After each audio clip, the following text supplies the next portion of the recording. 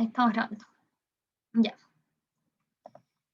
Vamos con el primero. Acá está la tablita periódica, que generalmente ponen, no sé si se la pusieron en el ensayo, me quedó esa duda, pero generalmente la ponen esta como versión reducida de la tabla periódica. Ya. La primera pregunta de química era esta. Daban la notación estandarizada para un ion. Aquí fíjense cuando dicen ion es porque tiene carga, o sea, si tiene carga, el número de electrones va a ser distinto al de protones. Y dicen, nos dan esta notación. Dicen, al respecto, ¿qué alternativa contiene el número exacto de partículas subatómicas para este ion? O sea, nos están pidiendo el número de protones, número de neutrones y número de electrones. Acá, de partida, podían descartar la A, la C y la E, por lo que les acabo de decir, que como les dicen que es un ion, es decir, va a tener carga. O sea, va a tener o más protones o más electrones. Con eso ya quedaban entre la B y la D. Entonces veamos, acá les puse el torpedo y nos dice que el numerito de abajo es el número atómico, o sea, el número de protones. El de arriba es el número másico, que es el número de protones más número de neutrones. Este es el símbolo. Y esto de acá es la carga si es que es un ion, que puede ser positiva si es que son más protones y negativa si es que son más electrones. Entonces acá vemos que la carga es positiva, o sea que hay 3 protones más que electrones. Con eso ya podían descartar la D y llegaban al tiro que era la B. Así como un dato muy rápido que en verdad podían no saber esto, pero solo con saber lo que nos dice la carga, podían llegar a que era la B. Pero si es que no se acordaban de eso, también podían ver el número atómico, que les dice el número de protones, y acá una forma de saber cuál es cuál, si es que se les confunde como si el número de protones es el de arriba o el de abajo, tienen que buscar cuál es el más chico, porque uno tiene solo los protones y al otro se les suman el número de neutrones. Entonces sí o sí el menor va a ser el número atómico. Entonces viendo acá, tiene 21 protones, neutrones tiene 45 menos 21, porque el 45 es protones más neutrones, o sea 24, y los electrones va a ser menos que los protones, así que va a ser 21 menos 3, que son 18. Y así se llega a la B. ¿Dudas acá?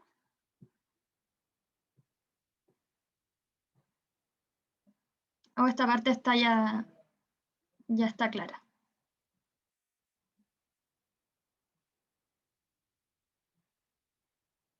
¿Alguien dé señales de vida para saber que están escuchando? Ya, bacán. Perfecto. Ya saben, si tienen dudas, me preguntan. Entonces, celebramos y seguimos. Hoy día estoy con animalitos. Ya. La 38 decía, un elemento presenta la siguiente configuración electrónica condensada. Condensada es porque la escriben como abreviado, le ponen como el gas noble y el resto. Respecto a esta información se establecieron las siguientes afirmaciones. Nos preguntan cuáles son correctas. Así que revisamos. La 1 nos dice corresponde a un átomo de transición cuyo Z es 26. Y aquí yo les puse la tablita para ver si es que no, por si no se acordaban del número de protones del argón, que esto sale en la tabla periódica y nos dice que es 18. Acá no nos dicen nada de que sea un ion o de que tenga carga, así que podemos asumir que el número de electrones va a ser el mismo que el número de protones. O sea que con la configuración electrónica, que aquí de esto podemos saber el número de electrones, vamos a llegar al número Z, el número atómico. Entonces el argón es 18, o sea, en estado neutro va a tener 18 electrones y siempre tiene 18 protones. Y tiene 4S2 y 3D6. Si se acuerdan, como cada uno de estos numeritos significa cuántos electrones tiene en esos niveles, en esos orbitales. Entonces acá en el orbital 4S hay 2 electrones, así que van a haber 20. Y en el D hay 6 electrones, así que van a haber 26. Por lo tanto, al menos esta parte de acá de la afirmación 1 es correcta. Y la parte de que sea de transición se refiere a esto, que habíamos visto cuando vimos la tabla periódica, que están los elementos representativos, que son los que la configuración electrónica termina en orbitales S o P, que son estos de los grupos 1 y 2A, todos los del grupo A al final.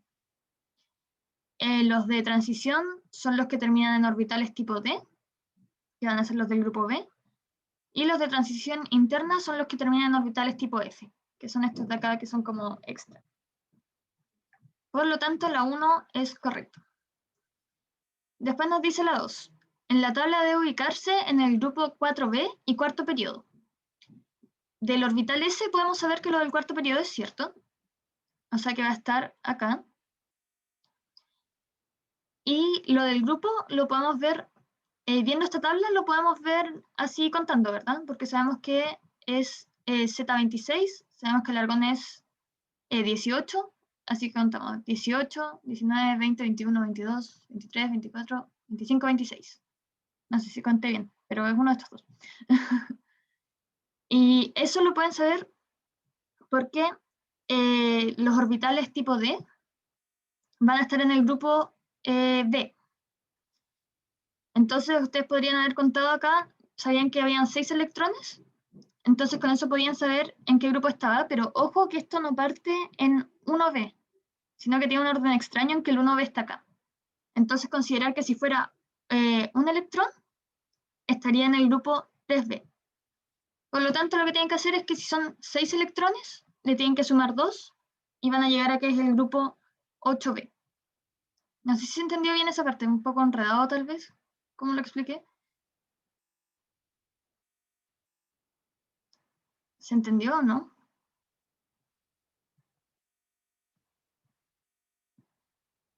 ¿Sí? Si alguien no entendió, me dice, porque creo que lo dije un poco enredado. Bueno, entonces con eso sabemos que, porque eso se lo explicaba porque ustedes no van a tener esta tabla completa en la prueba. Así que no pueden ir como viendo, contando uno a uno y ver arribita en cuál estaba. Por eso tienen que tener como formas de saber, viendo la configuración electrónica, cuál sería el grupo. Bueno, y por eso la afirmación 2 sería incorrecta. La 3 nos dice se encuentra en estado basal y contiene en total 6 electrones desapareados. Y esto, si se acuerdan, se veía con estos cuadraditos. En los orbitales tipo D, los orbitales tipo S pueden tener un par de electrones. Entonces este está completo. Y los tipo D pueden tener 5 pares de electrones, o sea, en total 10. Y se iban poniendo como rellenando estos cuadraditos, primero un electrón en cada uno, y después se empieza a poner el segundo. Se empiezan a poner de pares. Entonces vemos acá y tienen 4 electrones desapareados, no 6. Entonces eso sería falso. Y la afirmación 4 dice que se trata de un metal paramagnético con 4 niveles de energía. Ya, ¿es un metal? Sí, porque acuérdense que como todos estos elementos de este lado acá, del lado izquierdo de la tabla periódica, son metales, y estos de acá, como de la esquina derecha superior, son los no metales. Contiene 4 niveles de energía, sí, porque está en el cuarto periodo. Y que sea paramagnético significa que tiene por lo menos un electrón desapareado. Ese es el paramagnético. Así que esto sería verdadero y sería la alternativa C. ¿Dudas acá? ¿O si se entendió bien? Que esto era como hartas cosas, así que si alguien tiene dudas en alguna parte. La verdad yo tampoco, tuve que buscarlo. Así que no se preocupen, si eso, por eso les decía que ahora como viendo más ejercicios es que uno se va dando cuenta de esas cosas que capaz uno no ve cuando ve la materia. Como que hay cosas que son como demasiado específicas y no necesariamente se ven al pasar la materia, y sino que uno los va notando cuando te lo ponen en los ejercicios. Pero eso es el paramagnético. ¿Los demás bien? ¿Seguimos con todo el ánimo? O esperamos un poquito para dudas.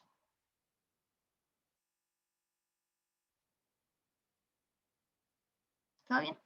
Perfecto. Muchas gracias por responder. Ya. Entonces, celebramos y seguimos.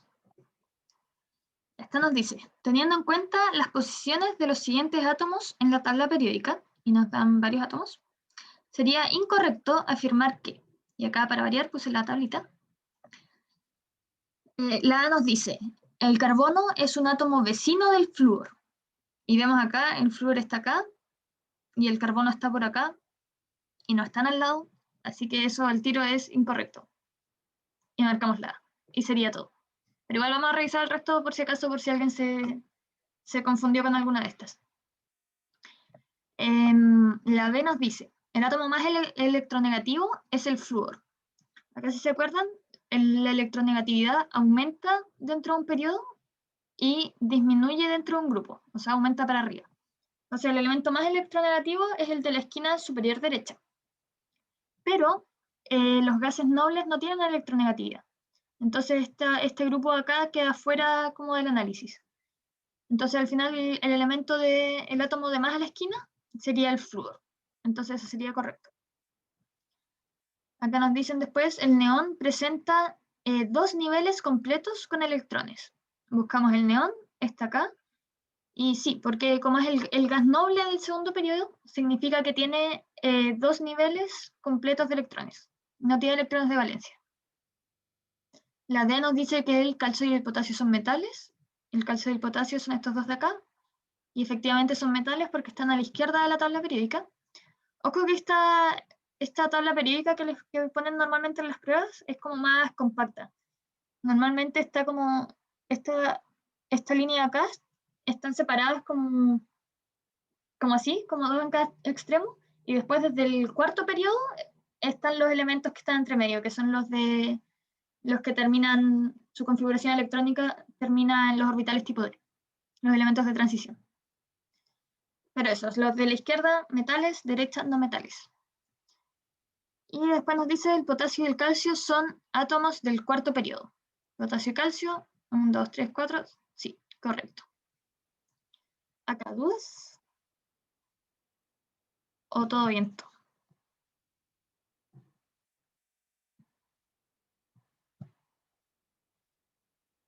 ¿Está claro? Seguimos entonces. Ya saben, si hay dudas, me interrumpen. Celebramos con el ganso. Me da risa que las palomas están como alentándolo. Ya, y seguimos. La 40 nos dice, considere la siguiente estructura de Lewis para un compuesto químico orgánico. Teniendo en cuenta la naturaleza de los átomos que forman el compuesto, sus valencias, números de oxidación y tipos de interacciones, sería correcto afirmar que, ojo acá que número de oxidación a ustedes no les entra, eso es de redox y si no me equivoco eso es de mención. Pero esta pregunta igual se podía responder sin tomar en cuenta eso. Pero para que no se asusten si es que no entendieron a qué se refería con eso, porque no les entra a ustedes. Ya traje aquí la tablita. Y vemos qué elementos tenemos acá. Tenemos cloro, nitrógeno, carbono, oxígeno e hidrógeno. Entonces nos preguntan cuál de las siguientes afirmaciones es correcta. La A dice que el átomo con mayor valencia, o sea, mayor átomos libres que están ahí como para posibles enlaces, en el compuesto es el carbono. Y vemos acá en la tablita. Al final uno puede ver la valencia según la distancia al gas noble, que sería valencia 0. Entonces, por ejemplo, acá el cloro tendría valencia 1. El oxígeno 2, porque está a 2 cuadraditos del neón. Nitrógeno 3, carbono 4, hidrógeno también 1. Entonces, efectivamente, el carbono sería el de mayor valencia, porque puede hacer 4 enlaces. El carbono puede hacer 4 enlaces, el nitrógeno 3, el oxígeno 2, y de hecho se puede ver acá mismo con con las líneas, con los enlaces. Podrían haber hecho esto sin la tabla periódica, podrían haber visto cuántos enlaces hacía cada elemento. Y con eso podían ver que el carbono era el que más enlaces hacía. Y con eso llegan a que es la A. Vamos a averiguar el resto. La B nos dice que la interacción de mayor longitud en el compuesto es carbono con oxígeno. Y acá un torpedo es que a mayor radio atómico, mayor longitud del enlace.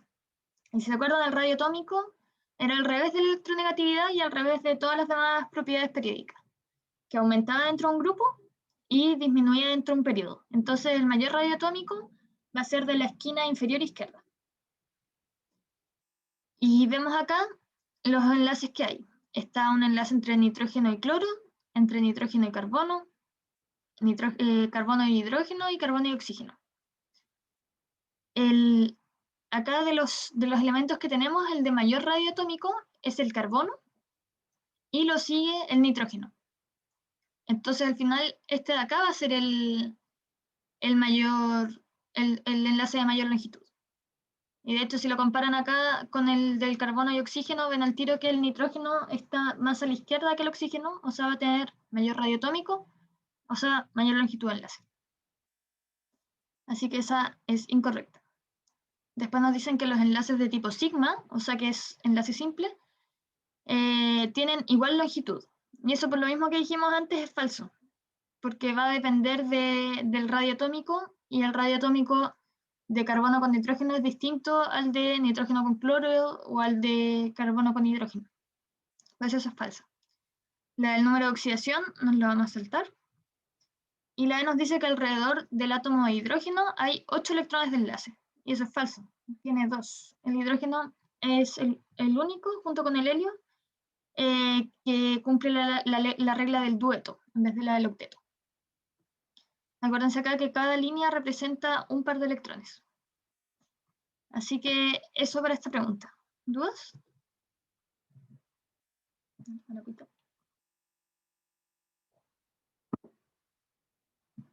¿O seguimos?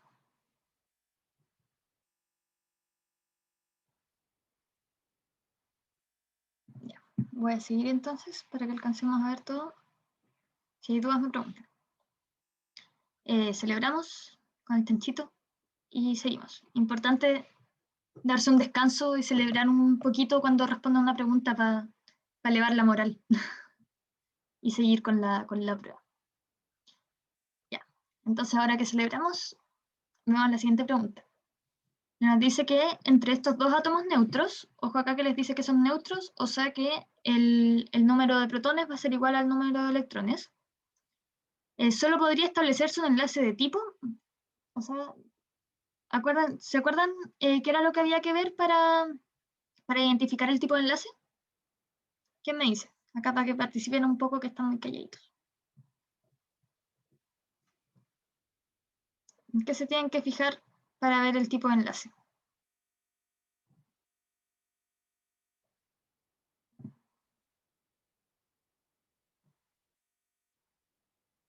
¿Quién se atreve?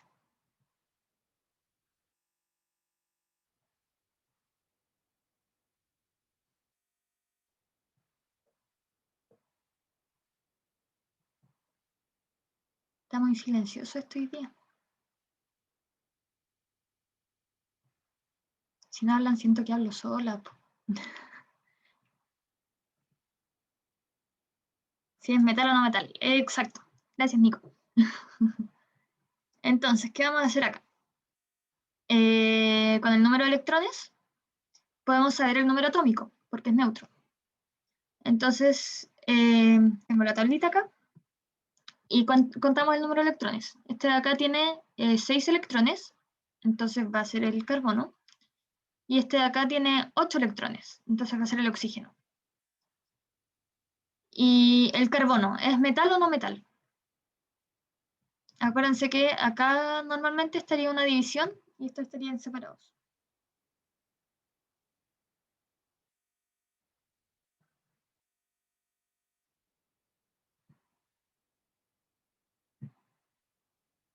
Ya, respondan metal o no metal, aunque sea al azar, para saber que están ahí. Ojalá conciencia.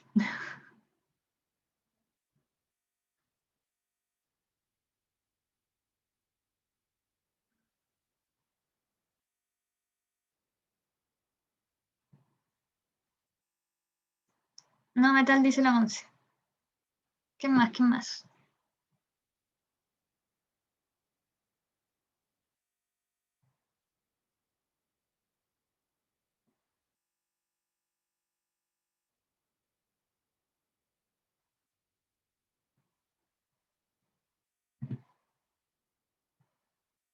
Voy a esperar hasta que contesten, ¿eh? Así que mándenle nomás.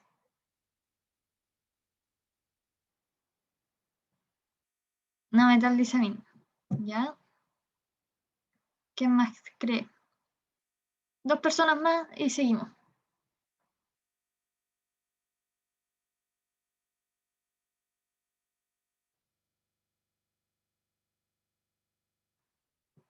No metal, dice la milla.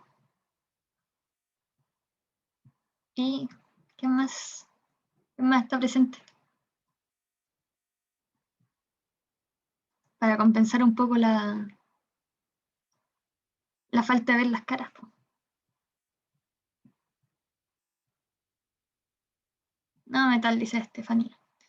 Ya. Muy bien todos. Gracias por responder. Se la jugaron por el equipo. Ya, efectivamente el carbono es no metal, porque está a la derecha de la tabla periódica. Y el oxígeno claramente también es no metal porque está más a la derecha que el carbono. Entonces son 2 no metales y el enlace va a ser enlace entre 2 no metales. ¿Cuál era?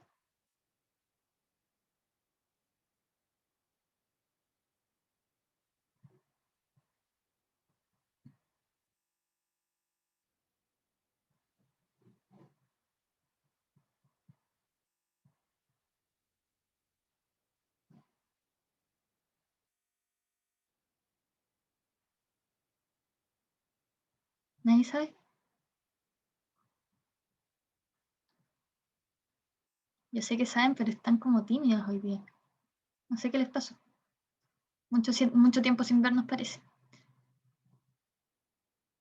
Covalente. Exacto. Covalente es entre 2 no metales. El metálico es entre 2 metales. El apolar, no sé si se acuerdan, que se refería a si había la polaridad, es cuando hay un elemento más electronegativo que otro.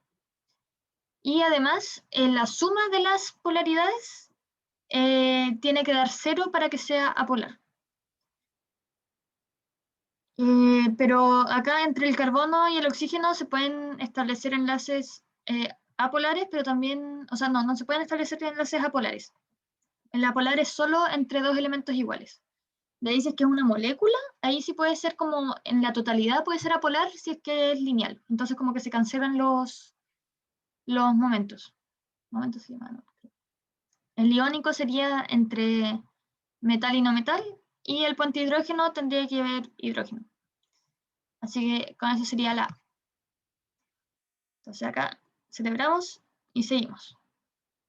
Así que ya no les voy a preguntar tanto porque andan muy calladitos. Ya, esta nos dice, la combustión completa del metano viene dada por la siguiente reacción no balanceada. Ojo acá, no balanceada. Entonces, ¿qué vamos a hacer primero? Balancearla. Vamos a ver primero el carbono. A este lado tenemos un carbono, a este otro lado tenemos un carbono también. Ya, estamos súper. Vamos a ver después el hidrógeno, porque como acá tenemos un oxígeno solito, lo vamos a dejar para el final. Acá tenemos 4 hidrógenos y acá tenemos 2. Entonces va a haber que multiplicar por 2 acá para que hayan 4. Y como esto, acá ya tenemos balanceados los hidrógenos y el carbono, y si le ponemos un número acá, vamos a dejarla embarrada, vamos a contar los oxígenos de este lado. Acá tenemos 2 oxígenos y 1 por 2, otros 2, así que hay 4. De este lado tenemos solo 2, así que tenemos que multiplicar por 2 para que hayan 4 y ahí ya está balanceado. Muy importante balancear. ¿Alguien tiene dudas con balancear ecuaciones? Porque acá, por ejemplo, si es que no sabían balancearlo, difícilmente iban a poder hacer el resto. Así que importante saber si alguien tiene dudas con eso, o todas entendieron bien cómo hice esto de acá.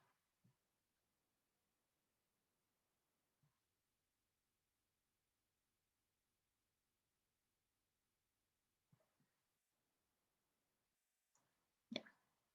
Voy a asumir el silencio como que entendieron, y si no me preguntan en cualquier momento. Ya. Después nos dicen, con esta reacción, ¿entendiste? Tu carita triste me confunde. ¿Sí? Ah, ya, qué bueno. Bacán. No estés tan triste. Ponle una carita feliz. Ya. Al respecto, en un experimento se utilizaron las siguientes cantidades de reactivos. Ya. Nos dicen la cantidad de moléculas de cada uno de los reactivos. Pero acá, con el número de moléculas, nosotros también podíamos saber el número de moles. Y eso era que nosotros lo vimos al revés, en verdad. Vimos que si tenías el número de moles y lo multiplicabas por el número de Avogadro, que es este numerito de acá, el 6,02 por 10 a la 23, te llegaba el número de moléculas. Entonces, para ir al revés, hay que dividir. Entonces, número de moléculas dividido en número de Avogadro va a ser el número de moles. O sea que de acá podemos saber que se usaron 0,5 moles de metano y 1,5 de oxígeno. Y nos dicen, teniendo en cuenta la estequiometría del proceso balanceado, o sea, lo que tenemos acá arriba, ¿qué cantidad de reactivo estará en exceso y no reaccionará? Entonces tenemos que ver acá, tenemos que ver las proporciones. De la ecuación balanceada, sabemos que un mol de metano va a reaccionar con 2 moles de oxígeno. Pero acá tenemos medio mol de metano. Entonces lo que hacemos es decir, si un mol de metano reacciona con 2 de oxígeno, entonces 0,5 reaccionan con X moles de oxígeno. Y llegamos a que X es 1. Y vemos acá, y en el experimento usaron 1,5 moles de oxígeno. O sea que va a sobrar oxígeno. Se va a ocupar todo el metano y va a estar en exceso el oxígeno. ¿Y cuánto va a sobrar? Va a sobrar 1,5 menos 1 mol. Pero acá nos lo preguntan en moléculas, así que lo que tenemos que hacer es multiplicar los moles por el número de Avogadro, que es 6,02 por 10 a la 23, y llegaríamos a la alternativa E. ¿Dudas?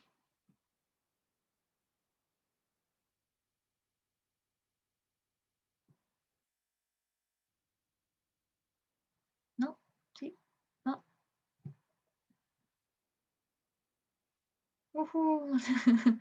Qué bueno, qué bueno, qué bueno. ¿Ustedes ya vieron los resultados o todavía no? Les mandaron así como, o no sé, en verdad sí les mandaron los puntajes, ¿no? Pero no han recibido como, ¿no reciben algo por pregunta? Ah, ya. Bueno, acá si es que tienen sus preguntas a mano pueden ir viendo cuál tuvieron bien y cuál tuvieron mal. Ya. Entonces, si no hay dudas, celebramos. Me gustó mucho este, no sé por qué. Y seguimos. Ya. Esta de acá va a ser un regalito para ustedes, si es que saben, si es que entienden que les están preguntando, va a ser un regalito. Así que veamos. Les dicen, de acuerdo con el principio de conservación de la masa, ¿cuál de los siguientes cambios químicos se encuentra correctamente balanceado? ¿Y qué nos decía el principio de conservación de la masa? Que la masa de los reactantes tiene que ser igual a la de los productos. O lo podemos ver también como la cantidad de moles de cada átomo de los reactantes tiene que ser igual a la cantidad de moles de cada átomo de los productos. O sea que, ¿qué hay que hacer? Hay que contar. Esta pregunta es contar. Entonces, por ejemplo, acá contamos. Nos dice que a este lado hay 2 nitrógenos, pero a este lado hay solo uno, así que el tiro está mal balanceado. Acá nos dicen un Fe, un Fe, bien. El hidrógeno, perdón, acá hay uno, acá hay dos, no. Chao. Aluminio, acá hay dos, porque está multiplicada la molécula por dos. Acá también hay dos, así que está bien. El bromo, 3 por 2 hay 6. Acá hay solo 2. Así que se nos va. Vemos acá, Fe1, sí. Cloro 3. Acá el cloro es 1 por 3, sí, 3. Na3, Na3. Y acá OH hay 3. Y acá OH hay 3. Entonces esa sí sería. Igual vemos por si acaso la última, que nos dice 3 calcio, 3 calcio, 3 carbono, 3 carbono, 9 oxígenos, y acá hay 2 por 3, 6, más 1, 7, así que ese no sería. Y esa sería la parte de balancear, ver que sea igual a los dos lados. Y es mucho más fácil ver cuando les pasan algo y ver si es que está bien balanceado o está mal balanceado a balancear. Entonces, para que aprovechen estas preguntas. Si alguien tiene dudas, pregunta. Lo importante es número de átomos izquierda igual a número de átomos derecha, de cada uno de los átomos. Está bien. Gracias, Milla. Ya, entonces, vamos. Esa no era. Celebramos. Y seguimos. Ya. 44.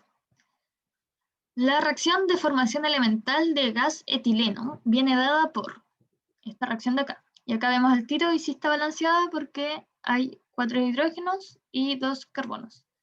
Ojo acá, siempre fíjense de que estén bien balanceadas las ecuaciones, porque a veces no siempre les van a decir que no está balanceada. Ustedes igual tienen que revisar eso. Y nos dicen que al respecto se cuenta con los siguientes datos experimentales. Y nos dicen que se usaron 12 gramos de carbono y 2 gramos de hidrógeno y se formaron 10 gramos de etileno. Y nos preguntan cuál de las siguientes afirmaciones es correcta. Entonces ya, lo primero nos dice que el rendimiento de la reacción fue superior a un 50%. ¿A qué se refieren con esto? El rendimiento de la reacción va a ser 100% si es que toda la masa de los reactantes se convierte en producto. O sea que tenemos que los reactantes eran 14 gramos y en el producto hay 10 gramos. O sea, como que se perdió un poco, el rendimiento no fue 100%, pero fue superior a un 50%, porque el 50% habría sido 7 gramos. Entonces esa es correcta. Después nos dicen, es seguro que solo hubo un exceso de gas hidrógeno. Y aquí yo voy a traer un trocito de la tablita, porque acá está lo que quería ver, que es la masa molar del carbono y la del hidrógeno. Nos dicen acá que la masa molar del carbono es 12, o sea que se usó 1 mol de carbono, y la masa molar del hidrógeno es 1, pero acá nos están dando el H2, o sea, va a ser 2 gramos. O sea que también se usó 1 mol de hidrógeno. Y vemos acá en la ecuación, en la ecuación como principal, que la proporción en que reacciona el hidrógeno con el carbono es de 1 a 1. Entonces necesitan 2 moles de cada uno, o sea, si reaccionara 1 mol, también tendría que ser 1 mol del otro. Por lo tanto, no hubo un exceso ni de hidrógeno ni de carbono. Reaccionaron todos los dos, se perdió un poco de los dos en algún momento y se llegó a 10 gramos de etileno. Y la 3 nos dice que se sometió a reacción 1 mol de átomos de carbono, que es lo que acabamos de decir que vimos con la masa molar, que esto va a ser como gramos por mol. Así que eso sería verdadero. Por lo que sería la C. Dudas acá.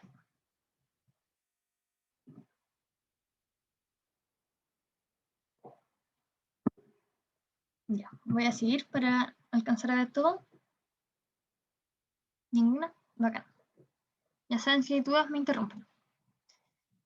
Celebramos y seguimos. Ahora con el gráfico. Acá nos dicen que el gráfico da cuenta de la relación entre la presión de un gas y su volumen cuando la temperatura es constante. A este tipo de curvas se le denomina isotermas, o sea, como igual temperatura, y permiten ejemplificar la ley de Boyle en gases con comportamiento ideal. Que si se acuerdan, la ley de Boyle era la relación entre presión y volumen a temperatura constante. Y nos decían, teniendo en cuenta la relación entre ambas variables, sería correcto afirmar que, ojo que acá, como nos dan el gráfico, ni siquiera es necesario sabernos de memoria la ley de Boyle, porque pueden analizarlo con el gráfico. Entonces vemos, la 1 nos dice que a temperatura constante, que es este caso, la presión y el volumen de un gas son variables inversamente proporcionales. ¿Qué nos dice eso? Que cuando aumenta una, la otra disminuye. Vemos acá, si es que aumenta el volumen, la presión está disminuyendo. Y si es que aumenta la presión, el volumen está disminuyendo. Entonces eso sería verdadero. Después nos dicen que el producto P por B es un valor constante cuando se trata de una isoterma. Y eso es así cuando tenemos dos variables inversamente proporcionales, significa que su multiplicación va a ser igual a una constante. Porque si es que tienen dos cosas que se están multiplicando y que tiene que ser igual a algo fijo, significa que si aumento una, la otra tiene que disminuir. Por ejemplo, si estamos multiplicando dos números, no sé, 2 por 2, y eso queremos que se mantenga en 4, y aumentamos, que hacemos que uno de los dos cambie a 4, el otro va a tener que disminuir a 1 para poder mantener el resultado constante. Si es que en algún momento se olvidan de cómo es eso, como si el inverso es multiplicar o dividir, pueden hacer eso, como reemplazarlo por números, y ahí van a cachar. Así que esto sería verdadero. Y el 3 nos dice que mientras más se incrementa el valor de presión, más aumenta el volumen del gas. Y eso es completamente contrario a lo que acabamos de ver en la 1, que nos decía que cuando uno aumentaba, la otra disminuía. Así que eso es falso. Y sería la D. ¿Dudas?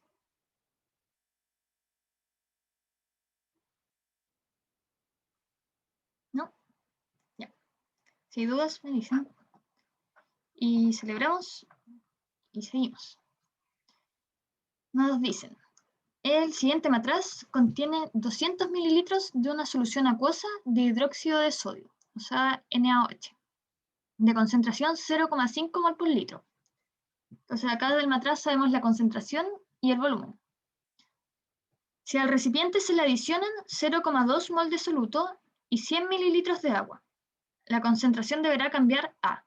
Nos dan como nota acá que consideremos que son aditivos los volúmenes de agua y solución, o sea que la concentración, o sea, como la solución final va a ser el volumen de la el volumen de la solución final va a ser igual al volumen que tenía el matraz inicialmente, más el volumen de la adición. Y nos dice también que expresamos el cambio de volumen provocado por la adición de soluto. O sea que no da lo mismo el volumen del soluto. Acá. ¿Qué tenemos que hacer? Sabemos que la concentración es igual a moles partido en litros, ¿verdad? Entonces, para saber la concentración final, tenemos que saber los moles iniciales más los moles que se agregaron, y eso dividirlo por el volumen inicial más el volumen que se agregó.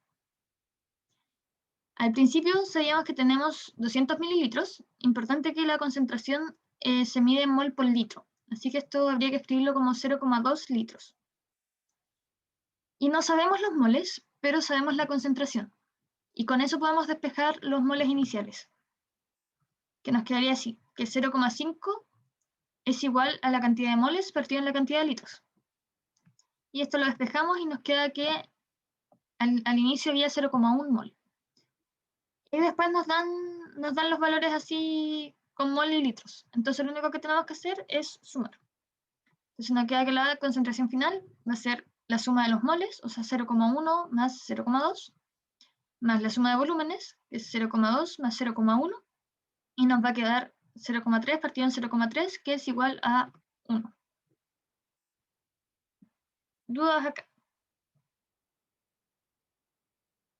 Acá lo principal que hay que saber es cómo calcular la concentración y cómo a partir de la concentración y otro dato pueden sacar el dato faltante.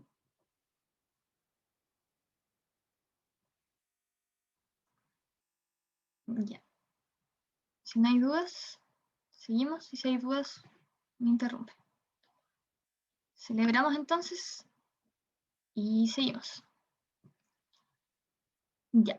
Acá nos hablan de la solubilidad. Nos dicen que la solubilidad de una sal en 100 gramos de agua a 50 grados Celsius y a 90 grados Celsius es la que sale acá. Entonces es sal, nos dicen sal disuelta en gramos de agua, a 50 grados Celsius son 30 gramos y a 90 grados Celsius son 70 gramos. Entonces imagínense que tienen un vasito, lo tienen un vasito de 100 gramos de agua y si está a 50 grados Celsius pueden disolver 30 gramos sin que quede sal sobrante o sin que falte sal para que quede saturado. Y si si es que lo calientan, pueden agregar 40 gramos más para que quede saturado. Entonces, nos dicen respecto a esto, ¿cuál de las afirmaciones es correcta? La primera dice que la sal es más soluble en agua a mayor temperatura. Y eso es verdadero, porque nos dicen que acá la solubilidad a 90 grados Celsius es de 70 gramos y acá es de 30. Entonces acá le pueden echar como mucha más sal y que quede bien sin que quede sobrando que a 50 grados Celsius. Así que eso sería verdadero. Y eso igual eso es algo que es así siempre, no es solo como por esta tablita, sino que lo pueden saber, imagínense como cuando quieren echarle azúcar al café o al té y se disuelve mucho mejor si es que el agua está caliente a que si es que el agua está helada. Esa es como una forma de acordarse de eso. La 2 nos dice que si una solución saturada a 90 grados Celsius se enfría hasta 50, dejan de disolverse 40 gramos. Y eso es cierto, porque si es que, volviendo como al ejemplo del café con azúcar, imagínense que lo enfrían y al final les va a quedar como que va a estar menos soluble, así que va a quedar azúcar abajito. Es como eso.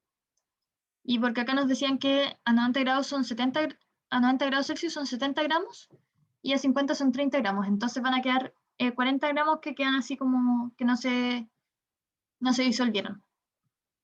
Eso sería verdadero. Y la 3 nos dice que en 100 gramos de agua, una solución saturada a 90 grados Celsius estará más concentrada que una solución saturada a 50 grados Celsius. ¿Y qué nos dice eso? La concentración es masa partido en volumen o moles partido en volumen. En este caso porque es el mismo compuesto. Entonces, esto será cierto, porque a 90 grados Celsius se tiene más masa en el mismo volumen. Por lo tanto, estará más concentrada. Así que sería la E. ¿Dudas acá?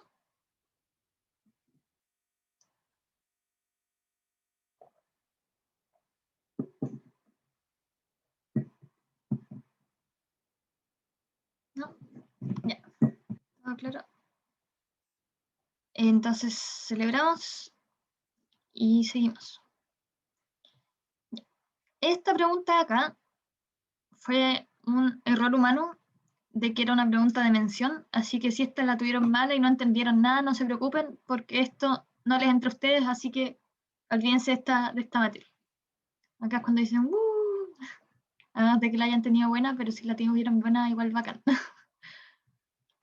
Pero eso, esta no entraba.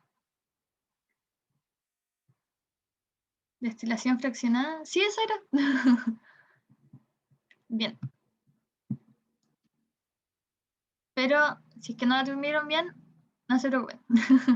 La chuntación ahí estuvo brígida. Ya. De hecho, yo me asusté cuando lo vi porque fue como, ¿esto lo vimos o no lo vimos? Y ahí caché que se habían equivocado. Ya, continuamos. A lo que sí nos entra. Ya, nos dice la 49 que en una experiencia en el laboratorio se realizó una experiencia, o sea, se realizó una mezcla entre dos soluciones de distinta concentración, pero con el mismo soluto y solvente. O sea, imagínense que las dos cosas eran agua con sal. En la siguiente figura se muestran los datos de volumen y concentración para ambas. Entonces acá nos dicen que la concentración era de 2 mol por litro y el volumen de 500 ml. Acuérdense de tratar de siempre el volumen, tratarlo como litros. Entonces sería de 0,5 litros. Y la segunda solución es de concentración de 1 mol por litro y volumen de 0,1 litro.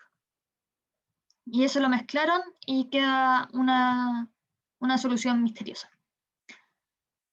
Nos dicen teniendo en cuenta que los volúmenes de ambas soluciones son aditivos, o sea que se suman, se concluye que la expresión correcta para la concentración final de la mezcla debe ser D.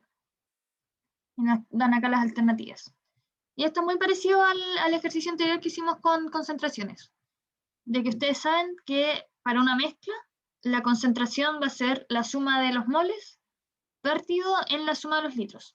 Ojo que esto es para cuando les piden la concentración molar, porque igual la concentración podría ser en masa partido en litros. Pero acá es molar. Así que, ¿qué tenemos que buscar? ¿Cuál es la suma de moles y cuál es la suma de volumen? Y como tenemos la concentración y el volumen de cada solución, podemos multiplicarlos para llegar al número de moles. Entonces, los moles de la solución 1 va a ser la concentración 1 por el volumen 1, que esto al final es como la ecuación normal es moles partido en volumen, pero pasa acá multiplicando. Así que va a ser 2 por 0,5. Y lo mismo para la segunda solución. La concentración por volumen, 1 por 0,1. Y para sacar la concentración, se suma los moles y se divide por la suma de volumen. Y con eso vamos a llegar a la alternativa B. 0,5 por 2 más 1 por 0,1 partido en 0,1 más 0,5 que es 0,6. ¿Dudas acá? ¿O ya están expertos y expertas en concentración molar?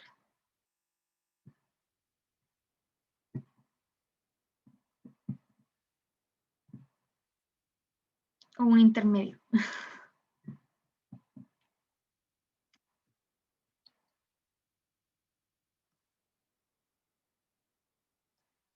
¿Y te equivocaste? Ahí tienes que revisar bien qué hiciste y en qué parte te equivocaste. Eso es muy importante que lo hagan, como que no se queden con la revisión como solo ver cómo se hacía, sino que revisar en qué se equivocaron y qué fue cuál era la confusión que tenían para corregir eso y que no les vuelva a pasar. No, no, no me han fallado. No me podrían fallar nunca. Excepto cuando no me contestan, ahí me fallan un poquito. Pero fuera de eso, no. Así que eso, po. Si es que tienen dudas acá, me dicen. Y si no, seguimos. Y por último me preguntan después. Así que celebramos y seguimos. Ya, esta nos dice que la estructura de un compuesto orgánico es la de esta imagen de acá. Y respecto a su análisis se plantearon 5 afirmaciones y nos preguntan cuál es incorrecta. Entonces acá vamos a ir una por una. La afirmación nos dice que la cadena principal presenta 2 insaturaciones. Las insaturaciones se refería a cuando hay un enlace doble o triple. Y acá efectivamente hay 2 enlaces dobles, así que hay 2 insaturaciones. Eso es verdadero. La afirmación nos dice que, en la afirmación 2 nos dice que el compuesto presenta en total 4 ramificaciones hidrocarbonadas. Y las ramificaciones hidrocarbonadas son como las conexiones de carbono con hidrógeno que se hacen a la cadena principal. Que acá en este caso la cadena principal sería esta de acá, ¿verdad? Que es la que tiene más carbonos y más ramificaciones. Y también tiene los enlaces dobles. Entonces vemos, y acá tiene 1, 2, 3, 4. Efectivamente tiene 4 ramificaciones hidrocarbonadas. Como que me costó decir eso, no sé por qué. Seguimos. La afirmación 3 dice que corresponde íntegramente a un compuesto homogéneo. Y el compuesto homogéneo es aquel que no tiene otro elemento aparte de carbono e hidrógeno. Así que eso sería verdadero porque acá no hay nitrógeno, no hay oxígeno, nada de eso. Puro carbono e hidrógeno. La afirmación 4 nos dice que la cadena principal se denomina 1,4 pentadieno.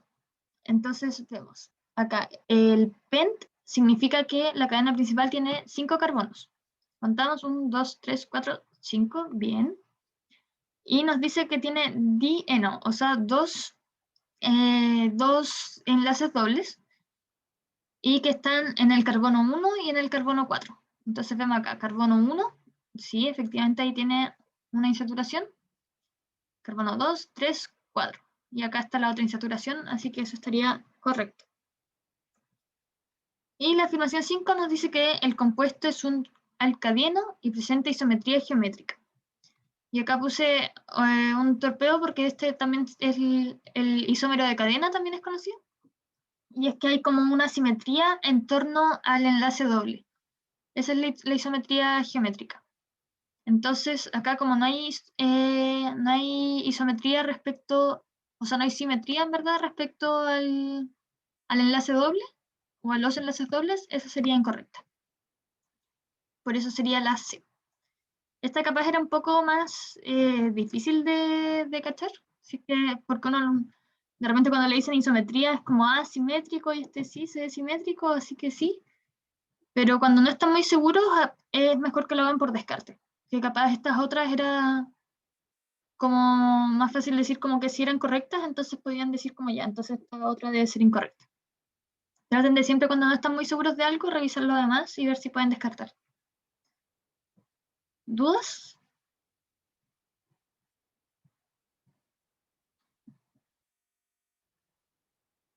Ya quedan 4, así que voy a seguir para que alcancemos.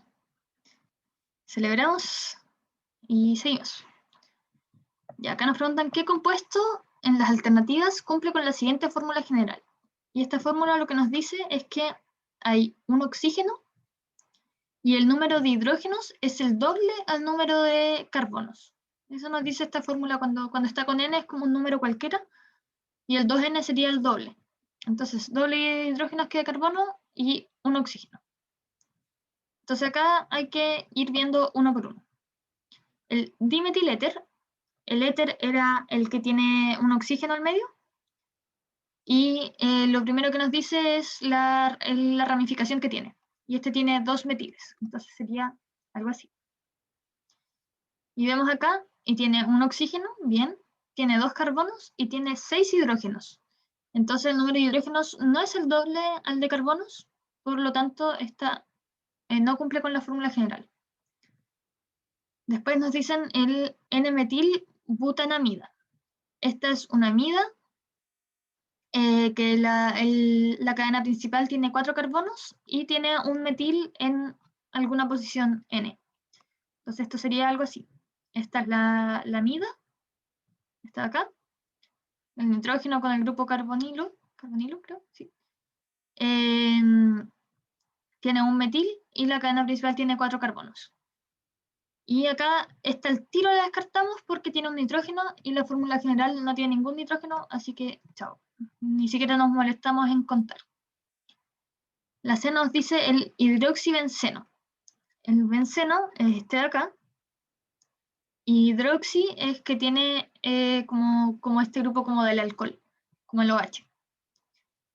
Entonces acá tendríamos que contar, porque tiene un oxígeno y tenemos que ver cuántos carbonos e hidrógenos tiene. Vemos que tiene 4 carbonos y le ponemos los hidrógenos. Acá como hay 3 enlaces y el carbono tiene que ser 4, hay que ponerle un hidrógeno a cada esquinita que representa cada carbono, porque todos tienen 3 enlaces. Entonces contamos y son 6 carbonos y son 6 hidrógenos, así que no cumpliría porque no es el doble. Entonces, ese no. Después la 2-butanona. La butanona es una cetona que tiene 4 carbonos ¿cómo se llama esto? En la cadena principal, y tiene el grupo carbonilo en el carbono número 2. Entonces sería esto de acá. Y contamos, tiene un oxígeno, así que está bien, 4 carbonos, 3 más 2 más 3, 8 hidrógenos, que es el doble de 4, así que esa sería la que estamos buscando, que cumple con la fórmula general. Igual vamos a revisar la última por si acaso, que es el ácido 2-hidroxipropanoico, que es un ácido carboxílico y tiene esta forma de acá. Acá está el ácido carboxílico, que esté como grupo carbonilo con el alcohol. Y en el carbono número 2 tiene el hidroxi que le llaman, que es como el oxígeno con el hidrógeno. El prop es porque son 4 carbonos. Mentira, acá me equivoqué. Acá debería haber una rayita más, perdón. Esto debería estar acá. Lo siento. No, mentira, son 3. Porque nadie me dijo. No están atentos. No, el prop son 3, así que este está bien. Son 3 carbonos y solo enlaces simples. Y acá vemos que tiene 3 oxígenos, así que queda descartado. ¿Dudas acá?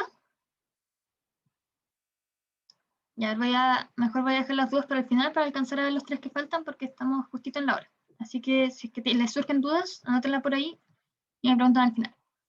Así que celebramos y seguimos. Ahí tengo que borrar eso. Ya, se fue. Ya, nos preguntan qué funciones orgánicas se muestran en esta cosa grandota que hay acá. Y acá yo traje nuestro torpedo, que esto para la prueba ya se lo van a saber de memoria al derecho y al revés. Y tenemos que ver cuál de estos, cómo se cumple que tiene todos estos, que no hay ninguno que no haya en el complejo. El fenol es lo mismo que decir el bencenol, que es este de acá. Y nos dicen fenol, esto tal vez si es que no se lo sabían de lo mismo, veían si es que había amina. La amina ustedes dicen amina, nitrógeno, ven estos de acá, pero ojo que tienen que diferenciar las aminas de las amidas, y las amidas son las que tienen el grupo carbonilo. Y acá ambos nitrógenos están unidos al carbono con el grupo carbonilo, así que amina no hay. Y eso nos dejaría fuera la A y fuera la B. La C hay amida, ya sí, amida sí había. Y la cetona es esta de acá, que es el grupo carbonilo unido a carbonos, grupos de carbonos. Pero acá tenemos un carbonilo que está unido al nitrógeno, este de acá también está unido a nitrógenos, y este de acá está unido a fósforo. Entonces, ninguno cumple con lo que nos pide la acetona, así que ese no es. El fenol ya vimos que no es, pero veamos por qué no es el ácido, que es el ácido carboxílico. Y es por lo mismo que antes, que los carbonilos que hay, no hay ninguno como unido a un alcohol. Están todos unidos a nitrógeno o al fósforo, así que ese no es. Y amida vimos que se había, alcohol hay uno por acá. Y el éter, que es el oxígeno, unido a carbonos, hay uno acá. Así que ese sí se cumple sería la E. Celebramos y seguimos, las dudas las anotan. La 53 nos dice que de acuerdo a las reglas oficiales de nomenclatura para compuestos orgánicos, la siguiente molécula debe nombrarse alguna de estas alternativas. Lo primero que tenemos que hacer es ver las insaturaciones y vemos que acá hay 2, así que podríamos partir por cualquiera de las esquinas que tiene la insaturación y vemos las ramificaciones, que acá hay una, así que vamos a tener que hacer algo con esta insaturación. Entonces el 1 puede estar o acá o acá. Con eso eliminamos la B, la C y la D. Porque el cloro en ese caso estaría o en el 2 o en el 1. Y después vamos a analizar la E, que nos dice que el 1 está en el cloro y que se va para acá, 2, 3, 4, que en el 4 está el dimetil. Y nos dice que en el 1,4 están las insaturaciones. Pero acá en el 4 no hay ninguna insaturación. Así que esa no sería. Por lo tanto, sería esto así, en que el cloro está en el 2, el dimetil está en el 5, así que está numerado acá, y vemos si se cumple el ciclo pentadieno, y está el 1 en este enlace doble, el 3 en este enlace doble, así que se cumple. ¿Te gusta harto? Sí, está medio enredado, en especial cuando son como de ciclos. Así que sería la A. Y rapidito voy a ver la última, ya estamos en la hora, celebramos. Respecto a la siguiente reacción, para un alqueno de 4 átomos de carbono se puede afirmar correctamente que se trata de tipo de sustitución nucleofílica, pero la sustitución significa que se cambia uno por el otro. Y acá solo se agregaron cosas, así que esa queda descartada. Corresponde a la adición del enlace HL al enlace doble. Esa tiene pinta de que sí, ¿verdad? Porque hay hidrógeno y cloro, y acá están diciendo HL, y que se lo adicionaron, así que tiene pinta que sí. Igual veamos los otros. El compuesto halogenado tiene isometría geométrica. el halogenado son los del grupo 7A, o sea que se refiere al cloro. Pero ya vimos que la isometría geométrica es simetría respecto al enlace doble. Y esta no tiene enlace doble y tampoco tiene simetría, así que esa no. El reactivo está más saturado de hidrógenos que el producto. Acá, tarea para la casa que ustedes cuenten los hidrógenos, pero tiene igual número de hidrógenos. Que acuérdense que solo tienen que rellenar según cuántos enlaces le falta el carbono. Así que esa es falsa. Y la E dice que tanto el producto como el reactivo poseen la misma masa molar, que eso es completamente falso porque tienen distintos átomos, acá tienen más átomos. El cloro está un periodo más abajo que el carbono y 2 periodos más abajo que el hidrógeno, así que la masa molar del cloro es harto mayor, así que este va a tener más masa. Por lo tanto, es falso y sería la B. Y lo hicimos con 1 minuto, le mandé el turbo al final, pero ahora sí, ¿dudas? Voy a pasar la asistencia. Mientras escriben dudas, perdón por pasarlo tan rápido que me anduve pasando en el tiempo y no los quiero demorar más. Para que tengan un descansito entre clases. Y pasé la asistencia. ¿No hay dudas? Les quería decir que capaz es que yo creo que ya hay varios que se están poniendo a estudiar más o para los ensayos se pusieron a estudiar y me llegaron algunas preguntas por WhatsApp y quiero decirles que por favor me pregunten todo lo que quieran. Ahí voy a estar. Aprovechen que hay alguien ahí pendiente que les pueda responder cualquier duda de lo mismo, lo que sea. Así que eso les quería comentar. Así que ya si es que ya les dejo el mensajito de ánimo para el estudio, ya queda menos. Así que eso, cuídense mucho, que estén muy bien. Un gusto verlos de nuevo, entre comillas verlos. Chao, chao, Connie. Chao, Milla, chao todos. Cuídense mucho. Estén bien. Chao. Gracias. Chao.